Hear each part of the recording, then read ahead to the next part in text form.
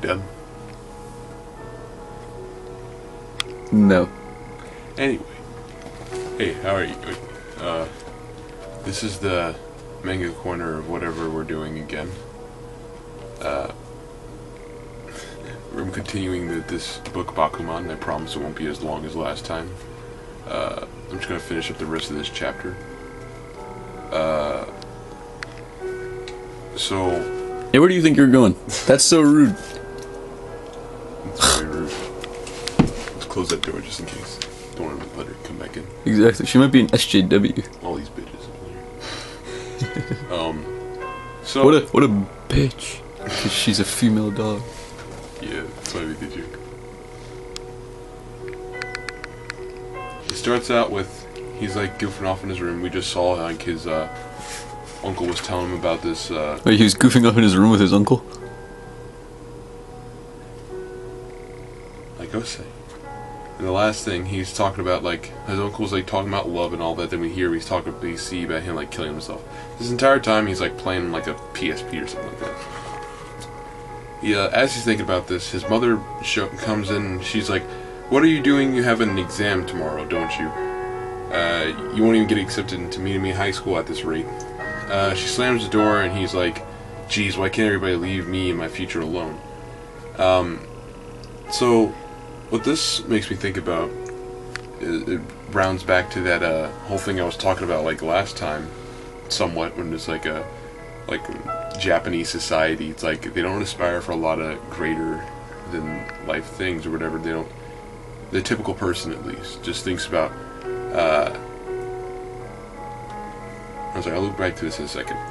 So, in this panel, he's thinking about everybody who has been messing with him in his future, and he says, like the one guy, Takagi, says, "I want you to team up with me to create manga." His mother says, "You won't even get accepted into MANNY High School at this rate." The woman just popped in. And then his uncle says, "But I knew no matter how hard I worked, I'd probably just end up as a small cog in some mediocre company." So that's what I wanted to say I'd loop back to. I'm sorry. So, because he said that, that's like the basic like mindset of the Japanese student. They think about like, that's all they want to do. They just like live like a normal life and work at some company and stuff like that. It's not... They don't think about all the grandiose things that we in the West do. So he punches the, oh yeah, and then, so you're going to end up as a dull businessman, which also looks back to this. He punches the PSP in frustration. Wham. Starts thinking about it again. He gets, a call on his cell phone. Turns out it's that Takagi guy. And he says he got it from someone named Suzuki or something like that. Suzuki Auto. He bought a car there recently. Suzuki Samurai. Cool name, trash car. Family Guy. Anyway. So this guy from class earlier calls him up and he says, "I'm going down to Azuki's house to make a confession to her, so I want you to come with me." And he says, "Huh?" Azuki's that girl from earlier that he had a crush on, that he was drawing or whatever. And then, so then they're talking about it or whatever. And he's like he reassures him that he's not in love with her and that he's not going there to make a confession about love or whatever. And he's just telling him, "Come on, I just want you to come with me," or whatever. And he's like, "Alright, fine." So he shows up, and they see this like little like Western European style house, which is kind of cool. It shows you how much like money they have. They got one of those doorbells where it's like, since they have money, they don't trust people to just walk up to their door, so they have a thing where it's like, you press the button, a voice comes on the speaker or whatever. Little intercom? Yeah, intercom, so, yeah, whatever. So, like... And you get to see it all in Blur-O-Vision. Like, classic teenagers are freaking out about it, and you can see in this. He says, like, "Well, why don't you have to ring the doorbell, or you ring the doorbell then," or something like that. It's like they're freaking out just because it's like they're ringing the doorbell of a girl's house. Mm-hmm. And it's funny.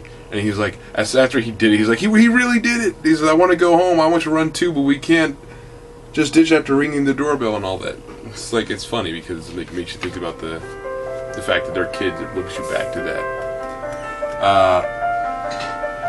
Hey, what are you doing being all loud over there? Just cut this part out. Alright.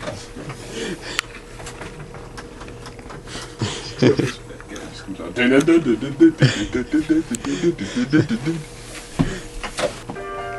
It's fine. Pipe down, you fat bastard.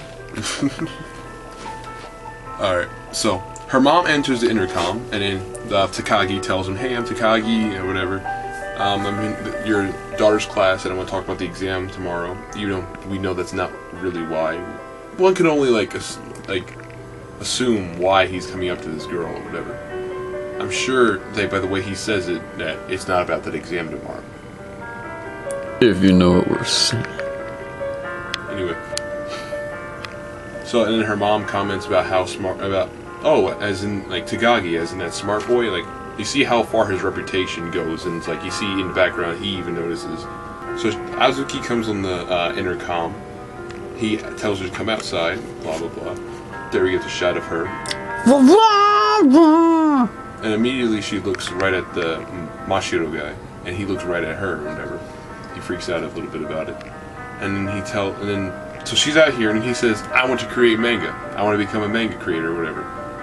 And it's it's weird because it's hey, you go to this girl's house, and all of a sudden, "Hey, I want to become a manga creator." Good for you, bro. And he said that he hears from her friend that she wants to become a voice actress. Now this absolutely stuns Mashiro, because he's what's she trying to become a voice actress? And then, where did she even get such an idea? You guys are dreaming too much. What are you, lowbrow? He goes on and talks about production, about how she sent her voice to production companies. He says, "You've got to be kidding me. She did that? I can't believe she did things so embarrassing. I mean, think about it. It's impossible. You two have to be more realistic." And again, this loops back to the whole Japanese societal thing. I'm not going to go into too much detail about that because I don't want this video to be too long. Last time it was 12 hours! You know how much we had to cut out? Do you? Not enough. So, he mentions how she has talent, and then this reminds him about his uncle. He says, "If that happens, there's going to be a huge gap between us. I'm just an ordinary person." His uncle says, "I thought the gap between us had gotten even wider, so I couldn't even tell her my feelings in the end." So this is because he realizes that she's actually gaining attention from some production companies, which is awesome. And there's also a tear in his page, which is bad. Very bad. Suicidally bad. Anyway. And he pulls over, puts this guy in an awkward position. "Well, Mashiro's got something to tell you." And he's like, "What? Me? What do I say? That I like her?" And he's trying to think, and he says, stutters a little bit. He says, "I'll do the drawing and he'll write the stories." Even though earlier he was like, "Nah, I don't want to do that." Love can make you do crazy things. Ain't that the truth? Have sex with a gay prostitute, which I did, and now I have HIV, and I'm not married. You know how that turned out. He's a liar. He's married. To a dog. So it's he's a writer, he's an artist, and this is uncommon in Japanese manga or whatever, because it's usually one single solitary person and some assistants depending on the situation. But it's usually one guy on the title page. But then you have the art by Takeshi Obata and story by Sugumi Oba. So it's they're kind of mirroring these guys or whatever, which is kind of funny. They wrote about themselves. In a way, yeah. In a way. And then she's encourages them by saying, "I know you guys are going to do well." And he's focused on her eyes or whatever. Yeah, sure. And he says, he goes even further with this idea of them going to business, and he says, So we were wondering if you'd be interested in doing the voice of the heroine manga if it ever becomes animated. Now, first of all, boy, you don't even have a manga yet. Second of all, you didn't make a heroine. Third of all, I don't even think you have control over that. I mean, they might. I'm not familiar with Japanese animation when it comes to that type of stuff, but maybe, I don't know. And she said, she says she's thrilled to be asked and she'll do her best. So that basically means that she wants to do that. Or does it? I promise. You never know with women. You never do, especially with what does look like. Look at especially his with such luscious hair. Look at his face. That's me 24/7. That little thing in the corner. Yeah, I hate that. Because I promise. I was like, that's his face. Yeah, he just gets all cute all of a sudden. No, it's this retard in the corner. Yeah, it's Bug Eyes over here. He says, She says, I'll promise I'll become a voice actor so I can be in your anime. How wonderful. Can you smell my garlic breath from here? But he's like, what the hell? So he says, so if that dream ever comes true, and he's like thinking in his head, whoa, she seems so happy with a great smile on her face. She's looking straight at me. She's right in front of me. She's so adorable. You're really cute, Azuki. That's all that preteen garbage. And I'd just like to point out that I think the reason he's staring at her so much is because her hair looks like a vagina. Watch your mouth. One thing that I notice in like manga, you usually read like this, and then you go from here. But this is actually supposed to be read like this, and then this, which is kind of odd. And then they do that in normal comics too, because in manga it's right to left, whereas we read we weed we weed blazing all day. We read left to right. Yep. Over in America. And I hate when they do that too, because it's very jarring. You're used to it being a page at a time or a double page spread in which the entire two pages are a picture. Right, so it's like you read this and you read this and then you look back and you're like, oh crap, I read it was wrong. Supposed to go the other way. So anyway, what they used to do in the 60s, I don't know about with manga, but they used to give you little like helpful directional arrows, and they don't do that anymore. They do that in Dragon Ball Z and all that. They have Goku running on like the top of the page or whatever. Like that's helpful stuff that they've taken out of comics, because I guess it's too cheesy. I don't mind it. I think it's helpful, especially in an instance like that. It skips over having to reread. Actually, in the 40s, they would number the panels if the layout got a little bit tricky. Over here, he starts thinking about his uncle again, and her, and the dream, and all that. So they're all like interconnected in a way. And he says, he starts thinking about what his uncle said. He says, there was this crush I had on a girl when I was in middle school. I seriously wanted to marry her. He starts focusing on the words marry her, and then marry. And then he asks, will you marry me? If his dreams come true or whatever. This guy's like, what the hell are you thinking? You just ruined the whole deal. And then she's like, huh? Sorry. Yeah. Let's retake that. No, that's perfect. We need that in the final cut. Embarrassingly, she blushes, thumps her way back into the house. And he's freaking out. He's like, why the fuck did you do that? What in the world got into you? It gets like kind of surreal right here, which is funny. We get back on the intercom, and then she's like, I guess she can't say anything like outright or whatever. So she gets on the intercom, and then she says, okay, I promise you, or whatever. And she says that, yeah, she's gonna marry him or whatever. And then they're all like, what? Reacting again like preteens, and then like probably normal people at this rate too. And somewhat. You just suspend a little bit of disbelief, because usually when you do that to a woman, that doesn't work. Not all the time. I think that this is what we're all thinking in our heads, though. They're just doing what we're thinking. Like, what the heck is going on here? And you just start hitting the head against the wall. Well, no, that part is the realistic part. I'm saying that she would just, like, that's the last you'd ever see from her again in real life. She would just walk away and close the door. I'm gonna try it tomorrow. I'll hold you to that. Tune in tomorrow. He's like, seriously, what the heck is going on? This is a good thing, right? I get to marry Azuki. Because she's gonna stick to her promise of in this hypothetical situation years from now. Well, this is anime, so or manga, so. Did you just commit a sin?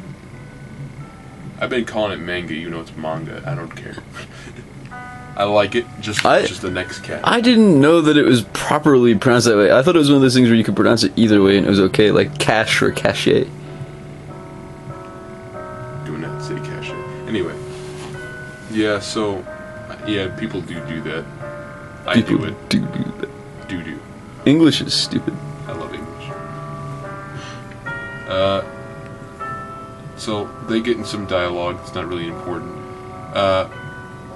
They're saying that she's like, we can talk to each other through email. He starts thinking about some stuff or whatever. AOL. Like, oh, this is just like my uncle. He says, is his uncle himself from the future? Is that what's gonna happen? I don't think so, but I think it's just like their situations are so very similar. Whoa, that just... It gets even more similar later on, which is funny. And he says, I get it now, Uncle. You had an innocent, wonderful relationship like this too, didn't you? But I actually got her to promise to marry me once our dreams come true. I think I've got better odds than you did. You son of a bitch, he's dead. You gloat about something over someone who's dead. And she's asking for confirmation that once their dreams come true that she'll marry him, and she asks confirmation, whatever. He's like, yeah, that's fine, or whatever. Her mother's coming, goodbye. Everything went as according to plan or whatever. That's bullshit. You saw his surprised reaction.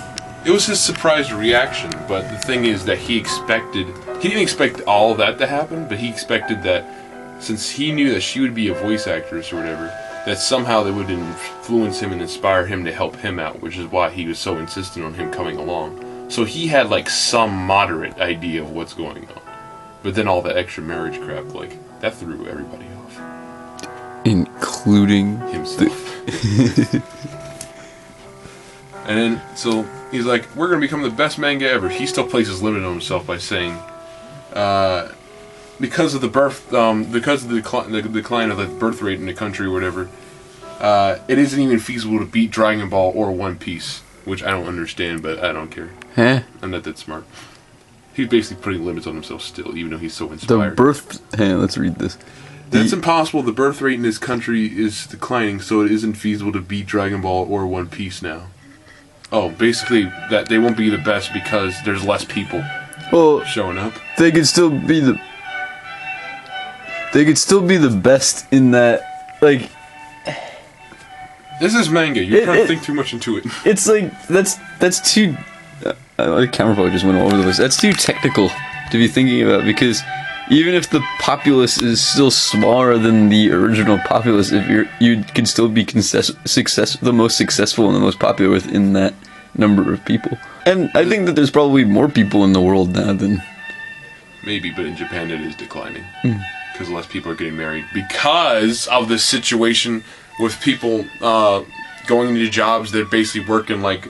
I think like 6 days a week or something like that.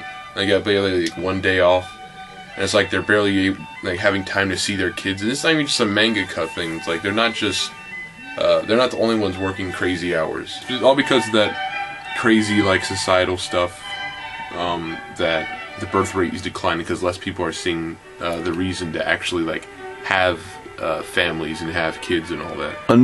Can I insert something that may possibly be stupid? Sure, and you've been offensive? doing it the whole time, sure.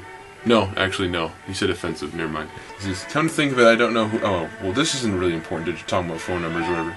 And then he pulls out a how-to-do book, basically, of how to make manga. And he's, I'm going to become a manga artist, and I'm going to marry Azuki.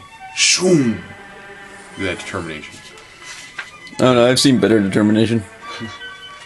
So, here we have just... And this is where we're stopping, by the way. Here we have, like, the original artists, or the writers, sorry, the original writers' storyboards, which don't look that good, and you see the other guy who's looked better or whatever. The actual artist, his storyboards. You see product 1, product 2. This is better, arguably, but I'm pretty sure that we all can agree on that. Well, are they compositionally different? They're basically the same. So that means that he's a good layout artist. Yeah. He gets his thing across. So, yeah. We'll continue the next part next time. Chapter 2. Dumb and Smart. Alright, I'll see you later. Bye. No. But why does it have to end? I don't even know what I'm looking at anymore. It's actually your face. Oh. I know you're watching this.